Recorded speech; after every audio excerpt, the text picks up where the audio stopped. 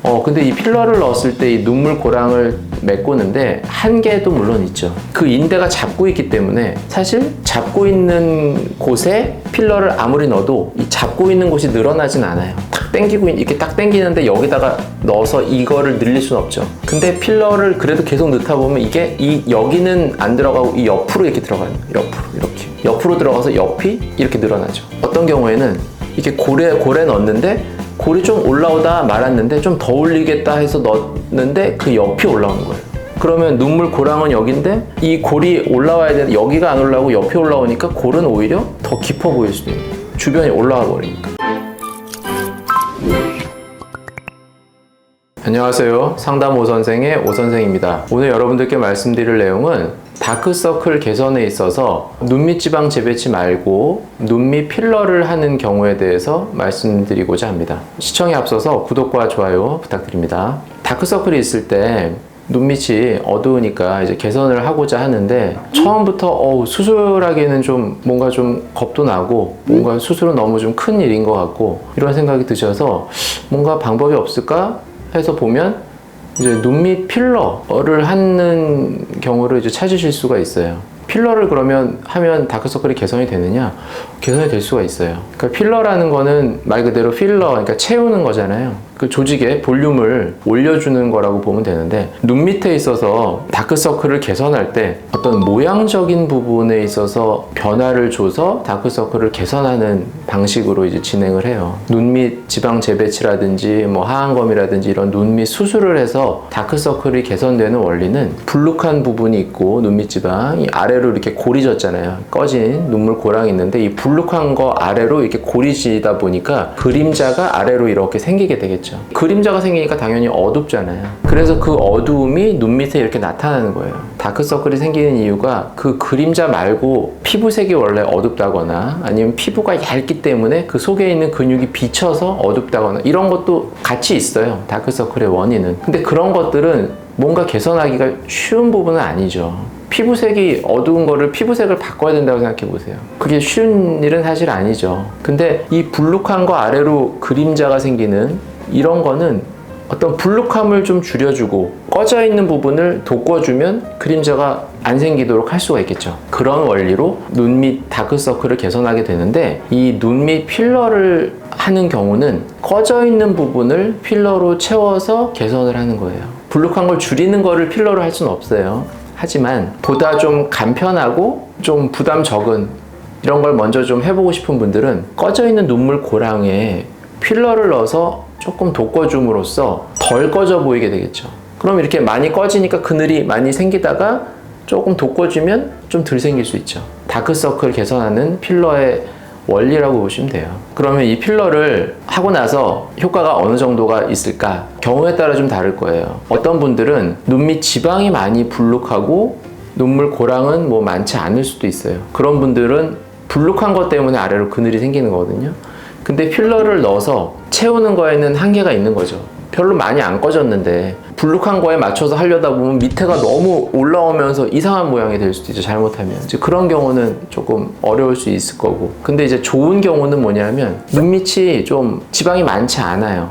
많지 않은데 골이 조금 더 많아서 이제 꺼져 보이는 이런 경우는 눈물 고랑에 살짝 채워줌으로써 좀 완화되는 효과를 좀 볼 수 있겠죠. 뭐 필러를 해서 다크서클 개선하는 효과도 잘 보실 수 있어요. 근데 보통 이제 필러는 성형외과, 저는 이제 눈물 고랑 필러는 잘 안 하죠. 저는 이제 수술을 먼저 우선으로 하는 사람이니까 그 어떤 필러를 하시는 분들은 이제 필러를 하는 걸로 이제 자기 진료를 하시는 거겠죠.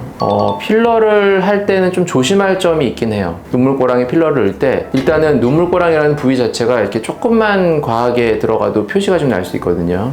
그래서 그걸 좀 조심해야 되고, 그 다음에 또 한 가지는 주입하는 층인데 이 주입하는 층을 조금만 얕게, 그러니까 피부에 가까이 주입을 했을 때는 이 필러가 약간 이렇게 젤 타입으로 되어 있기 때문에 피부 가까이에 그 필러가 있을 때는 겉으로 이렇게 푸르스름하게 비쳐 보일 수가 있어요. 그걸 이제 틴들 현상이라고 말하는데, 여기를 필러를 채우는데 좀 너무 피부 가까이에 채운다. 이럴 때는 약간 그 채운 자리가 분명히 모양은 올라와서 그림자는 좋아졌는데 색이 좀 파란 것 같다.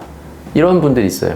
그런 그 푸른색 때문에 다크가 좀 덜 개선된 것 같다. 약간 이런 분들이 있어요. 그런 분들은 이제 그런 경우들이 있어요. 그래서 필러를 맞은 때는 좀 깊은 층에다 해서 이렇게 돋궈주는 이런 방식으로 사용을 하는 것이 좀 더 좋을 것 같고요.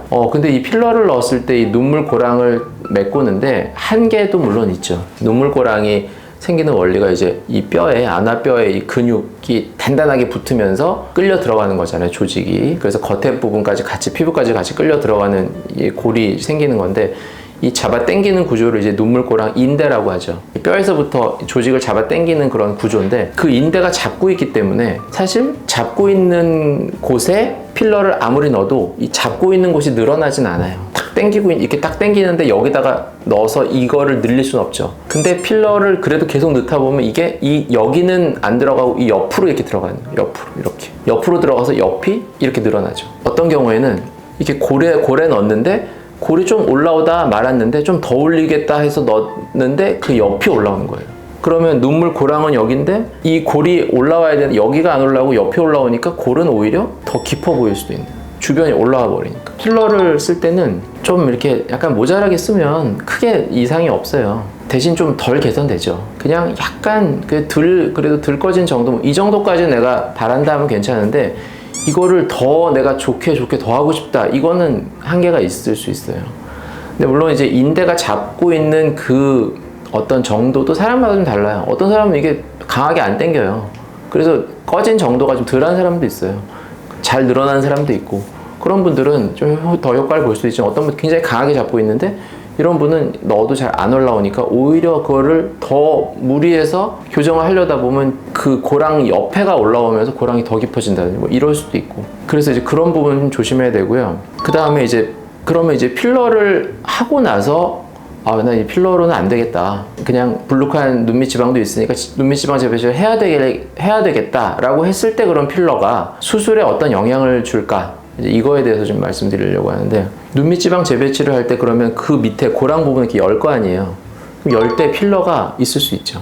그 여는 층이 정확하게 그 골막이랑 그 근육 사이를 이렇게 딱 벌린단 말이에요. 필러를 보통 넣을 때는 골막과 근육, 인대 있는 데다가는 잘 안 들어갈 수도 있어요. 이게 안 늘어나니까 근육 쪽에다가 이렇게 넣는 경우들이 많아요. 근육에는 잘 들어가기도 하니까 근육이 이렇게 부푸는 거예요. 근데 박리 자체는 근육을 벌리는 게 아니라 근육과 골막을 벌리기 때문에 이렇게 벌렸을 때 필러가 보이지 않을 수 있어요.